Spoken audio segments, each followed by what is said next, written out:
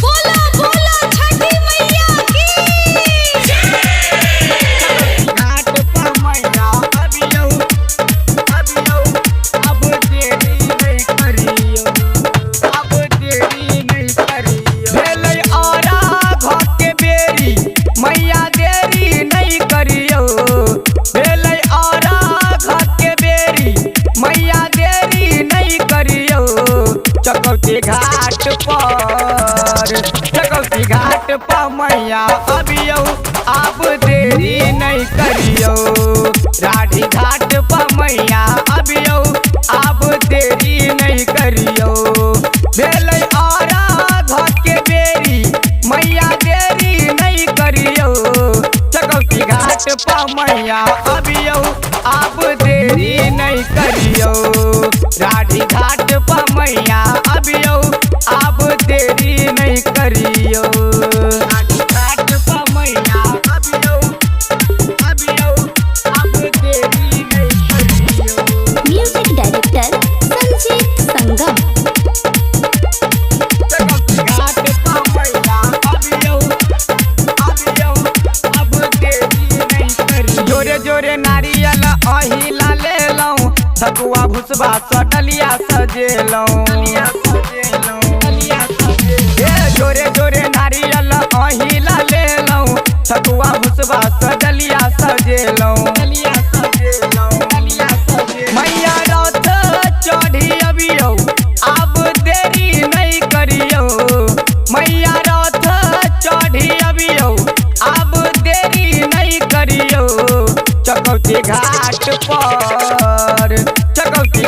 पर मैया अबियौ अब देरी नहीं करियो, राढ़ी घाट पर मैया अबियौ अब देरी नहीं करियो। राढ़ी घाट पर मैया अबियौ अब देरी नहीं करियो। मिक्स बाय संजीत संगम। चकौती घाट पर मैया अबियौ अब देरी नहीं करियो। अंगने में हम घाट बनेलौं, चारू पार दीप जरेलौं। अंगने में हम घाट बनेलौं, चारू पार दीप जरेलौं। सुनियो भगतन के पुकार अब देरी नहीं करियो, सुनियो भगतन के पुकार अब देरी नहीं करियो। चकौती घाट पर मैया अबियौ अब देरी नहीं करियो, राढ़ी घाट पर मैया अबियौ अब देरी नहीं करियो। राढ़ी घाट पर मैया अबियौ अब देरी नहीं करियो। रिकॉर्डिंग बाय हमारा म्यूजिक दरभंगा। चकौती घाट पर मैया अबियौ अब देरी नहीं करियो।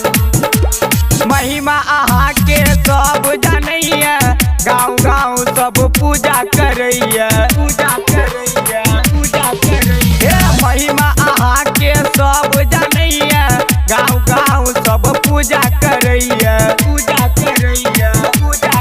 राइटर राजा विकास के बात सुनी लियौ ने, गायक शिवा के बात मैया सुनी लियौ ने। चकौती घाट पर मैया अबियौ अब देरी नहीं करियो, राढ़ी घाट पर